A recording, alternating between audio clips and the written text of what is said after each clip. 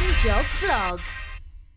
On Amazon Prime Video, I caught Spacehunter, Adventures in the Forbidden Zone from 1983. This was a pretty high-budget, major studio attempt to cash in on the Star Wars phenomenon. Movie stars Peter Strauss as this guy Wolf, kind of a, I don't know, at one point I thought he might have been a space garbage man, but I guess he's like a bounty hunter. Well, there were some hot chicks that escaped a exploding space shuttle, and they ended up on some desert planet where he has to go down there and try to retrieve them. He runs across a few notable people. Ernie Hudson plays this guy who I guess is an old war buddy of his from when he served with whatever branch of intergalactic space shit he's into. Now, Mr. Hudson is not really worth mentioning in this film, except when you take into account that the executive producer of this movie is Ivan Reitman. And you can also hear over the intercom the late Harold Ramis, making this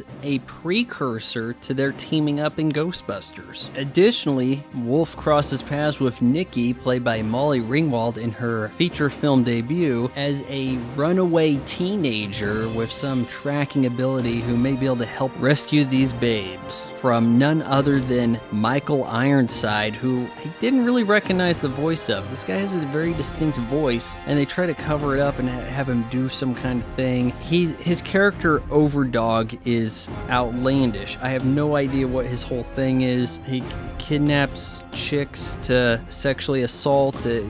He has some, I don't know, giant mechanical apparatus that's keeping him alive. He seems pretty fragile to me and could be easily overdogged. I mentioned that this is supposed to cash in on the space adventure of Star Wars, but there's really no space adventure here. Once they touch ground, it's a Mad Max Road Warrior clone. There is a lot of budget put into this. There's big time sets, lots of miniatures, some effects better than others, but it doesn't look like the cheapest movie of this variety. It's not a B film, even though on viewing I had never heard of this movie before. There's no memorable quotes showing up, nothing that is going to tickle the fancies of nostalgia. It's just every once in a while there's a scene in the movie that doesn't look that bad or that terribly aged. This film, along with one of the Friday the 13th, I think it was part 3, tried to jumpstart the 3D trend in the 80s. So occasionally you'll notice effects that are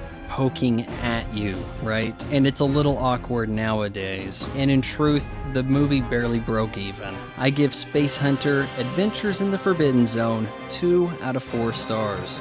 Okay, so you've made it this far, but are you ready to go further? Are you ready to hit the subscribe button, ring the bell, and maybe even sign up for my weekly podcast on Patreon? It's only $1 a month.